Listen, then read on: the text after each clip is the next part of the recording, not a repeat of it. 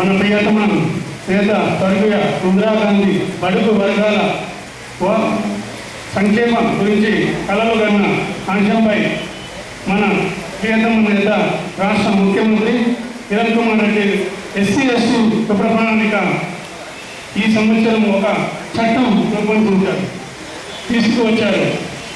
900 కోట్ల బడ్జెట్ కేటాయించారు. కేవలం ఎస్సీ ఎస్టీ అభివృద్ధి కొరకు ఈ విధమైన ఉపయోగిస్తున్నారు. మన ప్రియతమ నేత గౌరవ మంత్రివర్యులు దానం నాగేంద్ర గారు మన ఎస్సీ ఎస్టీ సోదరుల కోసం అభివృద్ధి ఎంతో సమర్చిస్తున్నారు. మన 18వ డివిజన్